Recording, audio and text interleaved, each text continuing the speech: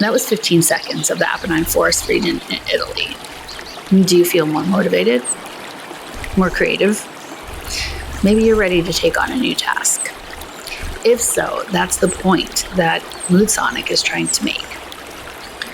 We're going to talk to Fran Board, Marketing Director of Moodsonic, which is a biophilic design company out of London, England, that's creating new ways workers can experience their office. Continue listening to hear as we talk about going back to the office, what that looks like, why sound design is a way to keep employees happy, and how facility managers can support a biophilic design like this.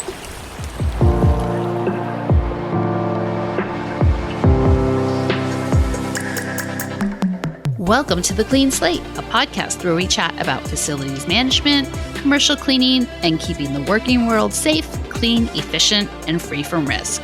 I'm your host, Trista Sobek. Thank you so much for joining us again, Fran. So for those who don't know, this is Fran Board. She's with Moodsonic. It's a company who works on soundscapes for companies, including hospitals and schools and businesses, so people can work productively.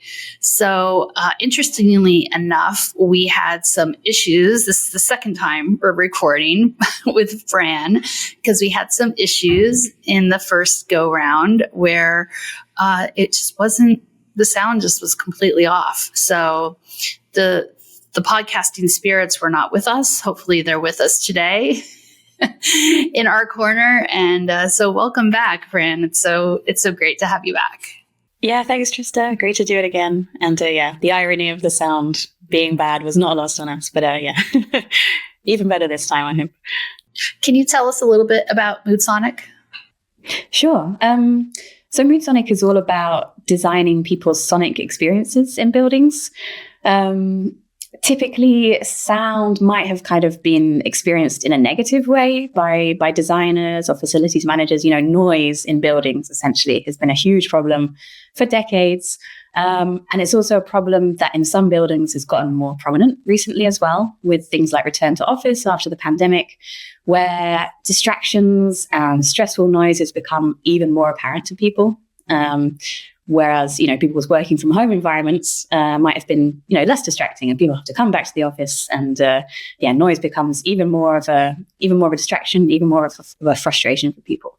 So what we do at Moodsonic is we use a lot of science, we use a lot of technology, we use a lot of design principles to take the science of sound and apply it to buildings in a way that is positive. So what we're doing is we're introducing positive soundscapes, as we call them, into buildings that don't just mitigate noise, but they're actually designed to positively affect people. We design sound to improve cognition, to calm people's physiological responses, so to calm people's heart rate and breathing. And we use a lot of technology for this. So what we're all about is basically people being able to actively design a sonic experience in a building, not just leave it to chance, not just think about the negative side of things, just about noise, but actually think about the positive potential for sound in buildings and in how those buildings are managed. That's so fascinating because I have noticed a difference just personally coming back in the office after COVID, and just little things. It's like, I get distracted very quickly. And it's just like, or you hear people talking and you're just like, what? Just be quiet. But it's just because I feel like my brain is like resetting or experiencing the world a little differently. What industry does Moodsonic work in most? Or is it pretty even across? The majority of our work is in workplaces because noise is such a hindrance there. You have typically maybe quite a lot of large open spaces where people can't necessarily control the sound around them in a way that they might, when they're working from home or in their own houses.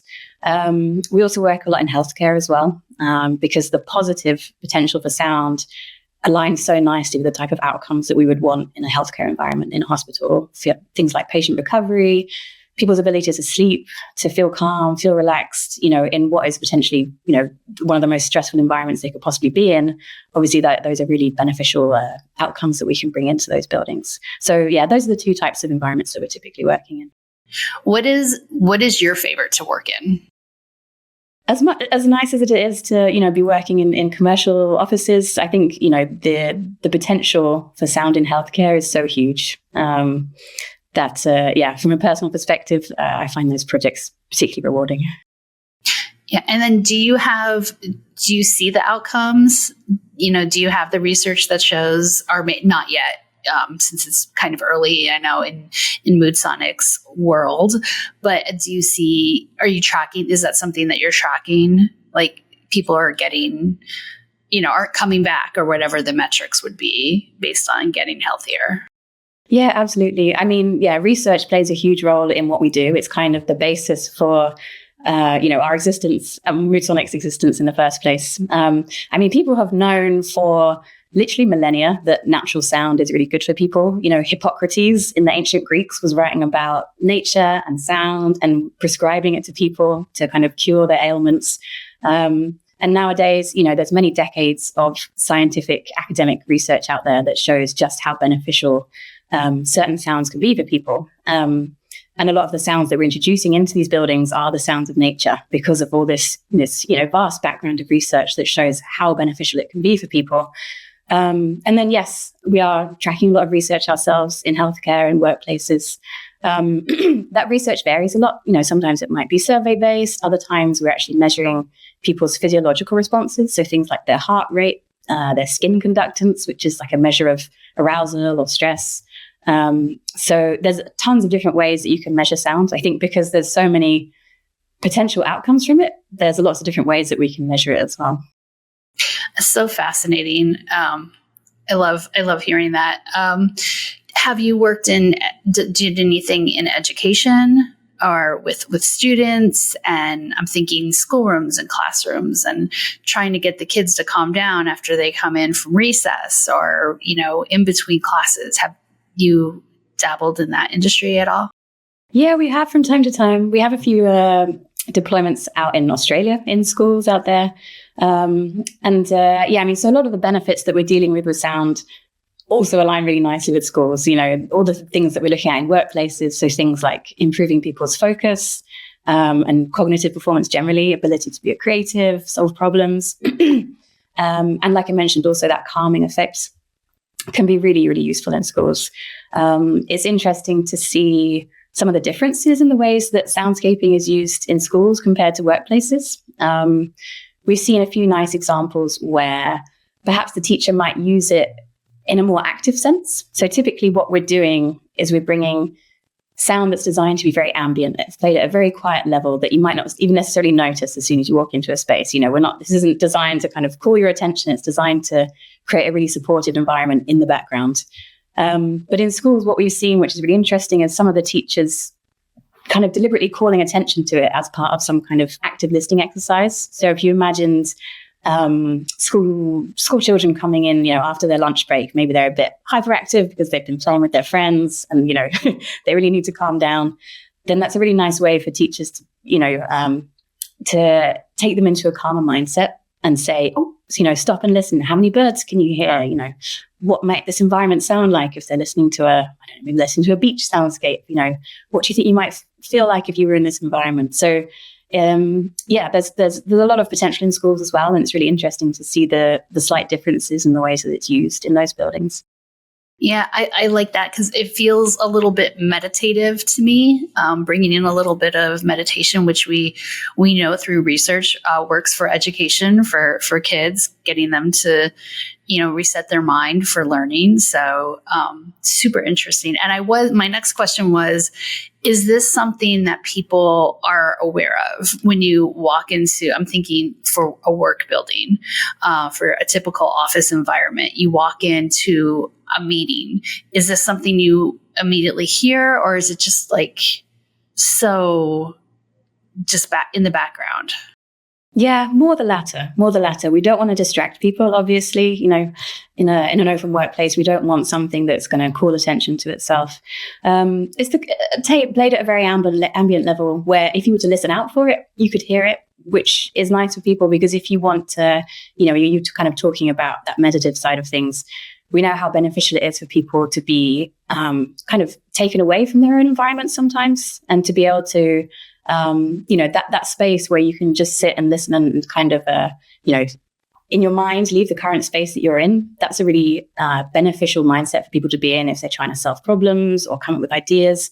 So we want people to be able to hear it, but it's played at a level where it is very ambient, where you wouldn't notice it as soon as you walked in. And another thing that we can do with this technology as well is create different sensory zones as well. So we're not playing the same soundscape throughout a building. What we're doing is designing different areas that have different characteristics and different experiences. So in some areas, it might be more obvious than others. It might be more stimulating. Maybe you have, say, a jungle soundscape in like a creative, lively area. And then, in the focus soundscape, you have really calming beach waves, for example. So both of those have really different characteristics. Some of them might be more noticeable than others. And that's part of a kind of an active designed experience rather than just kind of leaving it to chance. We can actually say, this is the calming, soothing area. This is the stimulating, energetic area. And we can do that with sound really easily and nicely. So if I'm in a building and we're going to have, I know in where I work, there's a lot of like, we're going to meet over here. We're going to do this brainstorming over in this meeting room. And now we're meeting over here. Can the person who's in charge of the facilities or in charge of the building have the ability to manually change those? Yes. Yeah. There's a lot of control that comes with this.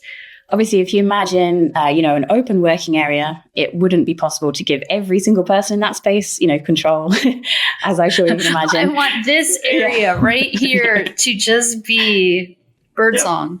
Yeah. People would quickly, lose control there. But yes, the facilities manager will, have the direct control of all the sound. But then a nice thing that we can implement is in kind of smaller, discrete areas, like a meeting room, for example, we might mount, some kind of tablet on the wall where people can then go in and directly control the sound in that particular space. So you could, some person wanted to meditate in that space, they can go in and use it as a meditation space. Someone else then wants to go in and have a really productive meeting, they can, select the focus soundscape. So sound is a really nice way that you can make a space more flexible and almost, change the whole purpose of a space and the whole feeling of a space just with the click of a button. That, you don't have to move any walls or move any furniture, but just by changing that background sound, you completely change the feeling and also the types of activity that you might support in that space. It's kind of interesting because you're changing people's behavior and they don't even know it. It is what I'm thinking about it. Like if you're going into a brainstorming room, you don't necessarily have to be like, all right, everybody, let's get excited. We're going to brainstorm. Like it will just happen naturally because of maybe what's going on in the room underneath everything. So that's really interesting to me. Yeah, I think because not everyone responds to sound the same. It depends on what people are doing, kind of how their brains process different stimuli and stuff. But essentially, a lot of our responses to sound are so innate that we can kind of automatically pick up on an environment and understand what that environment might be for. So yeah, like you say, it's a nice way of kind of doing that subconsciously rather than having to say, right, now everyone calm down or now everyone focus. And it kind of works to support whatever's happening in the space. Can you talk a little bit about why people are like that? Why we change based on what's going on, like our bodies are perceiving something and we're not even aware. Sure. Do you mean kind of from person to person or just kind of why we respond so powerfully to sound in the first place? Humans. Sure. I guess so. Sound and our ears and the way that we process sound is and was such an important part of our survival as humans, as we evolved. Our ears work even when we're asleep, listening out for different cues about our surroundings. If you hear a sudden sound in the night, you'll still wake up, even though you're completely, unconscious and not actively listening out. And so because we evolved that way, and also because sound really helps us make sense of spaces as well. So it's particularly important in buildings to have a beneficial sound, because sound is omnidirectional. We can hear things behind us, even if we can't see them. And so sound is a really important survival tool. And so we have evolved to respond really positively. Sound is a really important survival tool. And so we've learned to respond really powerfully to it, and also really quickly. Sound is the sense that affects us the fastest. It can trigger our fight or flight response, or it can calm us down. And so we don't want to leave that response to chance in buildings. We want to make sure that we're designing for the positive outcome and not for the negative. A lot of our kind of innate responses to sound, in fact, probably all of them, come back to our evolution as humans and our time in nature as well. Like I mentioned, a lot of what we're doing is bringing the sounds of nature in, because even though as humans we spend most of our time indoors, most of our time in urban environments, we still respond really positively and really powerfully to certain natural sounds that tell us that we are in a safe space. So, for example, birdsong tells us essentially that there aren't predators around if the birds are singing gently and happily. Other sounds will tell us that a space is kind of nourishing and clean. So like the sound of water is really beneficial and powerful for people when it's used in certain ways. A lot of what we're doing is drawing on those responses from, hundreds of thousands of years ago out in nature, which might seem like they're kind of not relevant to us anymore, but they're actually really relevant to our lives. And it's also a nice bonus that, as human beings, because we spend so much time in urban environments, we've kind of lost a lot of our connection to nature. Lots of people just don't hear natural sound anymore. And so in that circumstance, connecting people back to nature, to like the rhythms of a day, the rhythms of the season, for example, it's just really beneficial for people as well. So a lot of our technology incorporates things like circadian scheduling. So the sound will change throughout the course of a day rather than just sounding the same. We can reflect different rhythms, different parts of the world, different nature. So it's a really nice way of not only improving, working on a functional level to support focus, working on a well-being level to support people's health, but also just providing that connection to nature, as humans are supposed to be, essentially. This episode of The Clean Slate is brought to you by OpenWorks Facility Management. We focus on multi-site clients who need help with commercial cleaning and disinfection, as well as floor care, HVAC, pest control, supply replenishment, and vendor-managed services. Going beyond one size fits all, we give you the care that each of your facilities requires. With multiple layers of oversight from your site to our headquarters, you'll get an entire team dedicated to ensuring your success. Now back to our podcast. I'm wondering if the world is seeing a little bit of a resurgence of back to nature a little bit. This whole thing with the trend with plants and with, biophilic design from a plant standpoint. So I'm wondering if we're seeing that with the sound as well. Yeah, absolutely. So biophilic design, that idea of bringing, elements of nature into buildings to support people's health, aligns really nicely with what we're doing in sound. There's a lot of research also that shows that multi-sensory experience of nature are the most beneficial for people. So, it's one thing seeing, maybe you have some artwork of a beach in a building, for example, but if you can hear that sorry, I didn't explain this very well. Just going to rewind. So research actually shows that biophilic design, so bringing nature indoors, is most beneficial when it's experienced in all the senses or in a multi-sensory way. So if what we hear aligns with what we see, then we get even more benefit from, that greenery. If we can hear the sounds of nature as well, it creates even more kind of calming and soothing environment for us. Very, very cool. I think we're all the humans, at least in the working world, are kind of trying really hard to get back to that in our own way. So that's super interesting. What do you say to somebody who tells you, okay, I'm having a really hard time concentrating, I'm at work, my boss says, just put your headphones on? Why does that work? I guess my question is threefold or a couplefold. One, does that work? Two, how do you make it work better if there's no other answer? And three, what would you say to that response? Yeah, it's an interesting one, headphones. I mean, unfortunately, a lot of the time, because, workplaces are so distracting, people don't really have any other option other than kind of put noise cancelling headphones on, dive into their own kind of silo, and unfortunately not have, not have any other option apart from that. It's an option for some people. I think what we found is how much that can hinder collaboration for obvious reasons. If someone has their headphones on, you're not sure whether they're just listening to music or if they're on a call, or, they kind of almost become completely separate and unapproachable. So we use, I've spoken a lot about, nature sound for well-being. There's also some really nice functional benefits of nature sound in terms of creating more focused environments that actually reduce noise distractions. The sound of running water, for example, is a really beneficial sound for masking speech. And we've spoken about, human evolution. Speech is really hard for humans to ignore. We are inherently such social creatures that if, someone's having a conversation next to you, even if you don't want to listen and it's got nothing to do with you, you can't help but listen to every word that they're saying. We pick up on it so easily. And so, this masking effect that we can get from sounds like running water can be used in a really practical way in workplaces, because we can make speech less distracting.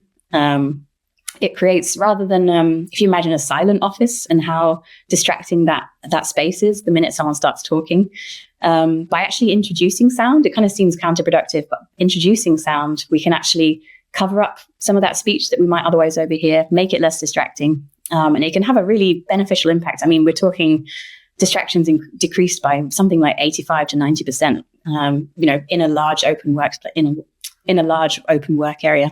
So it's a really significant impact, and it's another really nice kind of functional, practical benefit of the soundscaping as well. I love that. Can you talk a little bit about how your company obtains these sounds? Are you out there in the Amazon rainforest, getting the rain out in with the howler monkeys, or how does that occur? Yeah, I wish. We do have some, sound recorders who are, physically out there recording nature. We use a lot of technology though. All of the sounds that we generate from our technology is generative. So it doesn't loop. We use artificial intelligence also to make that sound respond in real time to any changes in a space. So, for example, if a space gets noisier or brighter or warmer, whatever that kind of data input might be, the soundscape can respond intelligently to what's happening in the space. And so that generative aspect means that the sound is actually, no one's sitting down and composing these soundscapes, but the sound is actually being generated in real time based on what's happening in the space, what time of day it is, what particular theme has been chosen for that area, whether it's the beach or the forest or the mountaintops. And so, that informs a lot of our work these days. Obviously AI has huge potential in terms of smart buildings and, making these experiences kind of more seamless and more intelligent as well. Do you have any research of like ear fatigue? I don't know if that's a thing, but sound fatigue, where people are just like, I keep hearing the same thing over and over again. And how do you avoid that? Yeah, humans are very, very good at picking up on loops. When we first started developing this product years ago, we tested loops that were a week long because we were thinking, it's nature sound, maybe a week would be long enough. But actually, some people picked up on it. Not everyone, but people that were more sensitive to their surroundings could tell if there was a loop happening. So nothing that we produce or generate uses any loops of any kind, because, introducing or changing people's sensory environment, particularly introducing sound where there wasn't sound before, any of these changes people can be particularly kind of sensitive to or susceptible to, being distracted, or basically we don't want to cause more problems than we're solving. And anything that loops will very quickly kind of drive people crazy in a workplace. So we avoid that completely. Sparrow, 2:00, here it comes. We don't want that. Exactly. Yeah, but we had a few nice, sorry, Trista, a few nice of instances where maybe from time to time we might use sound just to kind of trigger a certain type day. I think we had one project where they wanted kind of like a church bell at midday, just to kind of, let people know, kind of orientate them in terms of their day. So it does have its uses from time to time. Or if, maybe they had like an all hands every Monday morning and they wanted to use a kind of a sonic cue to let people know that, this event is about to happen. But yeah, other than that, we avoid loops completely. I'm just interested. What is your background in, and how did you get to where you are right now? Sure. My background is a mixture of design and science. So I initially studied visual design, and I think probably because my mom is a musician, the whole time when I was studying visual design, I was thinking about sounds, and I was thinking, surely, I don't know, when we're making this film or designing this commercial, like surely the sound that we're using is having a huge impact as well. And so I got completely obsessed with this area called multisensory design. Essentially how the senses interact with one another and kind of inform our experiences, and how that plays into design. So then I also went and studied the neuroscience and psychology of sound, so how sound affects people. And have done some research also specifically around visual design and sound design, and how the interplay between the two. Amazing. I love hearing that, because it's just finding a thread of something that you're interested in and just going down the rabbit hole and following your own, dreams and what you're interested in. So that's really interesting. So if someone is interested in a product like this, and they're a facility manager, but they have to like raise it up the chain to their bosses, what are some things that they can say to convince, or to say, this is the way we should go for this building? Yeah, I think, soundscaping is a relatively new technology, so it might not be something that, facilities managers are all familiar with. I think there's a lot of research that shows, obviously, not just how much sound affects people, but how important it is in buildings, particularly with things like return to office. People's experience in buildings has become so much more of a factor when people are thinking about managing buildings and designing buildings, creating more engaging experiences that people don't have to be forced to come back to, but actually want to come to those spaces, creating spaces that serve people better than what they have at home, for instance. There's research from Leesman, who they're UK based, but they do, global workplace research, who have found that noise is actually the number one reason why people aren't returning to the office, because it causes so much distraction, it causes so much stress. So, it's not a minor complaint, and it's not something that you can just leave to chance and hope that it, kind of works out, because it's not. It hasn't been for a long time. And then particularly now, as we mentioned, post-pandemic, becoming even more of a problem. So I think probably most facilities managers will know from their own experience that noise is a big problem.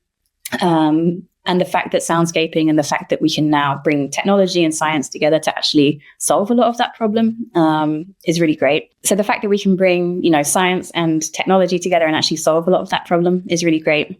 And we have a lot of research to back this up as well. We have research from, huge organizations, global organizations, who've tested this in their workplaces, in their buildings, and found really significant outcomes. I'm talking 30% improved performance in cognitive tests, 10% reduction in physical symptoms of stress, almost 50% reduction in kind of psychological stress. So it's the outcomes kind of talk for themselves as well. The fact that we can create these experiences that are measurably better for people. I think, the benefits that we can get from sound hit on a lot of those objectives that I think a lot of facilities managers are currently have in their workplaces and want to improve for people. Right. And also you have a lot of different types of people in an office, with different people with different experiences. So there might be some trauma. I know sometimes like something will hit the floor and I'm like, what was that? And it's like my whole next 20 minutes is derailed, or, it's just, I think it's so helpful, because the way people process noise and sounds is so different based from person to person. Absolutely. Yeah. And I think nowadays there's so much more awareness of creating experiences for those different types of people. I mean, even based on personality type, introverts typically prefer certain sounds that, sorry, I'm going to start again. So I think nowadays, you're right, it's really important to design experiences for different types of people. Everyone processes their sensory surroundings differently. Even just based on personality type, it can vary in terms of how, what people need from their soundscape.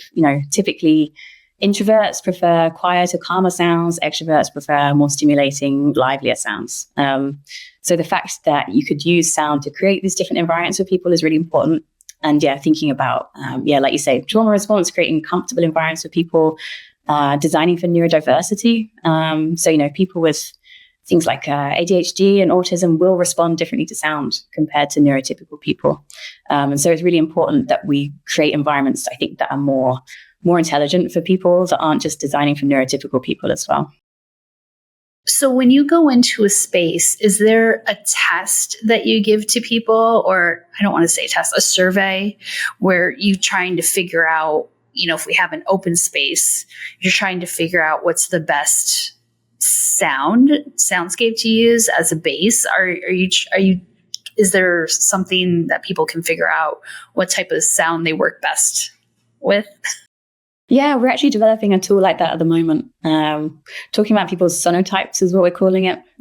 So, what your personal responses to sound are. It's really interesting on a kind of a personal front. In terms of when we're bringing the sound into spaces, we might typically start with like a habituation period, because people, when it is first introduced, people will notice the difference because it's something that's suddenly there that wasn't there before, even though it's really quiet and ambient. So we have certain soundscapes that we will introduce into a space that are kind of like our starter soundscapes that people can adjust to more easily than others. And then once that period is over, then maybe we introduce something, maybe we test, a different type of content if someone's, requesting something livelier, or, we know that area actually is being used much for collaboration or something. So there's a certain process that we go through when we're introducing them as well to make sure that we are, choosing the best options in different areas. And obviously those can be changed really easily as well. But we don't want too much change. We want people to be able to adjust to the soundscape and, spend some time with it rather than kind of, changing it multiple times a day. Yeah. What's your favorite soundscape? Oh, for me, I think maybe because I'm, doing all this research around visual design and sound design, I really like my soundscape to match what I can see. So I'm lucky because we get to test a lot of the soundscapes, just at home while we're listening. And I'm in London, but I'm in quite a nice green part of London. So, for example, the sounds that I naturally hear outside is quite a lot of birdsong. I can hear trees. And so when I'm listening at home, what I really like to put on is a soundscape that matches that kind of enhances that. So even more birds, even more trees, maybe some water. For me, I like to kind of enhance my surroundings, but I know that other people will maybe prefer to almost take themselves out of their surroundings and take themselves, somewhere else completely. As I mentioned, that kind of mind wandering is a really beneficial mindset for people to be in. Or equally, if you lived in a rainy city and you didn't just want to hear the sound of rain all day, you wanted to be by the beach and feel warm and feel sunny. That's kind of like another use case for, a sound that maybe takes you out of your space rather than kind of connects you to it. So there's different ways of thinking about it, I think. Well, I am a huge fan of this topic. I think it's just so fascinating. I interviewed somebody who does plants a couple months ago, and all of a sudden, I just started buying plants for my area, my work area, plants. So now I'm like, okay, sound. I'm putting sound in my area. Nice. So we'll what would be the best way that someone could do that? Just kind of put something by their desk, or just listen to it and just turn the volume down? Yeah, it's interesting. I wish we had a product for kind of, personal use, like I kind of get to use at home. Yeah. I mean, listening to nature sounds, as I mentioned, we don't want to loop. So I guess you're kind of limited in what you can do, by yourself. There are, I think, kind of personal apps that you can use maybe with nature sound, but you do want to make sure that you're avoiding that looping. So for example, if you wanted just like, a 20-minute reset restoration period, then you can find there's so much nature sound online, really beautiful stuff, really great quality. But then I wish there was a way that we could soundscape people's entire houses and really bring it to people. Maybe in the future that would be great. Yeah All right. Well, do you have anything else to add about Moodsonic or you or Soundscapes or things facility managers might be interested in? Not that I can think of, actually, Trista. Thank you. We covered a lot. Yeah, we did. We did finally. But no, I think that was great. It was great to talk to you. Awesome. We need one thing. Wait, Kyle's saying we need one thing. Yes, Kyle. We need her dog. We need what? We need her dog. She's a dog? She's just left. Do you have a dog? Yeah, but she left like 20 minutes ago, which is why she was barking. I wish I could. What kind of dog is she? Pick her up and show you. Well, actually, I borrow her. Actually, I